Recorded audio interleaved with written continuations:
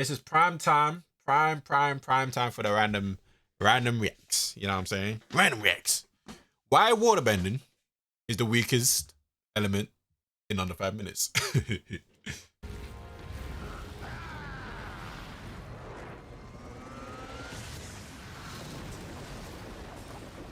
What's up, YouTube? Welcome back to the Visual Verse. My name is Yonde Joseph, and today I have a straight heater. Now, personally, I've really never done anything like this, at least on Talk the to me. channel so far. And it's Ain't something that blood I the want to strongest? try. I'm gonna rank the Avatar, the Last Hey man. Airbender, different Hey man. bending Peak for peak. forms. Now we have Let's fire, talk about it. water, earth, and air. If Let's you talk haven't about seen it. this show, this won't make any sense to you, so go ahead and click off. Go ahead, get the catch up. Go watch other videos I've done on that. See what you're missing. Let's talk and then about come it. back. So first off, let's talk about it. I mean, weakest, I gotta go with water. And now, yes, there's a lot of different, like, the sub bending. Is it, this and that? Blood bending? No. No, no, no, no, no. I think that once you add some bending, that becomes a whole different game. I mean, Asterisk. Asterisk. So he's not adding in the little sub powers out afterwards. He's just saying the bending by itself, just water bending, no blood bending, is the weakest. That's an asterisk. That's an asterisk. sub bending, I think the definitive list is water is the worst. Then we got fire. Then we got earth. Then we got air. Now let me land and hear me out. So starting from the top of the pyramid, air. Air is literally everywhere. The show's director said, Yeah, air's top tier. You actually can't L? see it. The only reason why we can see it is because we're I mean, hey, without like the next evolution. So like, if earth bending doesn't get metal bending, if fire bending doesn't get lava bending, wait, who gets lava bending? Is it fire or earth? Because I know in Korra, the earthbender brother can do lava bending, right? Or am I tripping? I'm just gonna say it's fire. Air bending. What's the next evolution for air bending? Isn't it all just air? So air's kind of cracked, and then water doesn't get blood bending. If they don't get their second evolution, if they're still just Super Saiyan, not Super Saiyan 2 or 3, low key, waterbender might be the weakest. If they don't get their second evolution, low key, waterbender might be the weakest. The viewer, and they want us to see it. I mean, it wouldn't be fun if it's just invisible stuff. So only we can see it. That is like lethal. I mean, we literally had Zahir in Legend of Korra take the air out of people. He almost killed the Avatar by taking air out of her. Like, that's not even a spoiler. That's just raw. Like, he literally probably was one of the most terrifying individuals. And if you want to include flying as a sub bending, I think that's fine. But even that's a sub. That's a sub. Okay. flying, Fair enough. Ones. You have to take out something. Glider. I mean, they're up through. I don't think that needs to be contested. I think air sits on He's got full lips. No, what does that mean? Next, I'm going earth. Like air, earth is damn near everywhere. And while yes, if there's no metal bending, you can throw them in the metal prison, yada yada yada. At the end of the day, if you're a strong earthbender, all you do is throw a wall up. Water's not getting you. I say yeah. A lot of people don't like it, but earth is like, it's top 2. Earth is easily top 2 strongest. Like, easily. Like, if at their peak, like, each nation was to fight, and we're not taking into account personalities, like, if, like, airbenders were on goal, earthbenders were on goal, waterbenders were on goal, firebenders were on goal, I'm not gonna lie, firebenders are bottom 2. Firebenders are bottom 2, I ain't gonna lie to you. Because they can get maxed out by every other nation, but their peak is only with Sozin's Comet, but that only happens once a year. That only happens once every 100 years.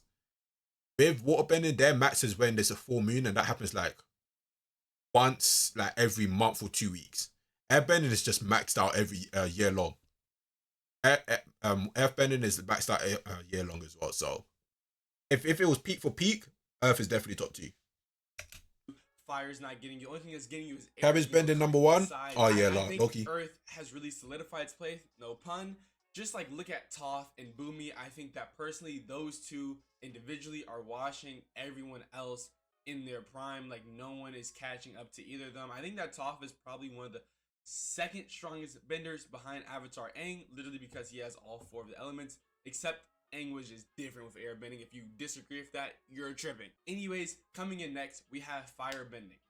Firebending and waterbending, honestly, this is a complete toss-up. I think that one of the biggest deciding factors is that fire comes from themselves. I think that fire and water are, again, very, very close. It's just that fire that's a can be fair point. summoned anywhere. I mean, again, not including subbendings. We're not talking about lightning, no blood bending, none of that. I think that when you that's such a funny thing though.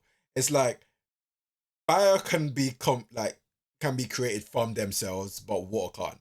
I just find that funny. Like what with air, you can control the air to a certain degree. I can buy that. Earth, you can control the earth to a certain degree. I can somewhat buy that. Fire, that literally comes from nowhere, and they got it. What's stopping water from coming from nowhere at that point? You know what I'm saying? But firebending is that's just like that's the groundwork of the show. I know Azula's like I can't really argue that. Specialized, and yes, she's her the only person of a different color. Tough is my favorite Avatar character. I'm not gonna lie to you.